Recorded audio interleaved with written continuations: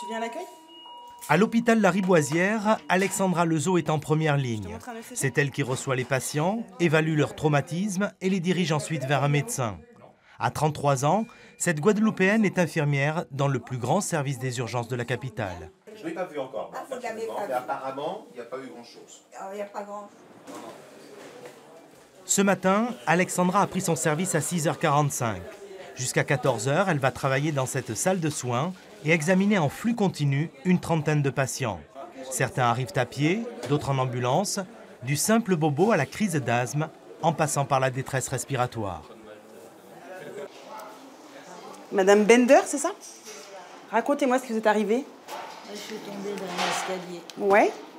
complètement. Vous avez trébuché, qu'est-ce qui s'est passé? Comment vous êtes tombé? Monsieur Fugencio?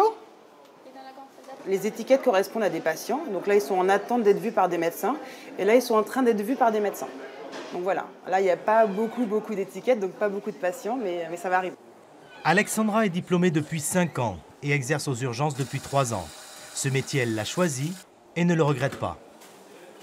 Vous avez fait un malaise et ça vous arrive souvent? C'est quand même la première fois dans ma vie que je fais un métier où je viens travailler, je suis heureuse. J'ai fait d'autres métiers avant, j'étais attachée commerciale et j'avais jamais cette espèce de petite étincelle. Et là, maintenant, je l'ai ici. Je viens aux urgences, je viens travailler, je suis heureuse.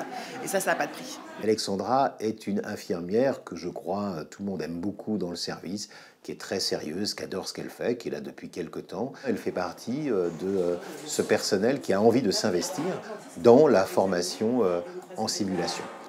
Dans les hôpitaux publics, une infirmière débute sa carrière avec un salaire de 1 700 € net et de nombreuses contraintes. Aux urgences, Alexandra travaille 15 jours le matin, puis 15 jours l'après-midi, un week-end sur 2 et quelques nuits ici ou là pour arrondir les fins de mois. Les horaires sont malléables et les journées sous pression. On est vraiment, pour l'instant, en souffrance, je pense. Et on n'est pas du tout entendu. On manque de personnel, on manque vraiment de moyens. On est très fatigué. Vous avez vu mes horaires, c'est quand même des horaires très intenses, très denses. Et du coup, voilà, il y a une vraie fatigue physique. Alexandra n'envisage pas pour le moment son avenir autre part qu'aux urgences. Bonjour monsieur.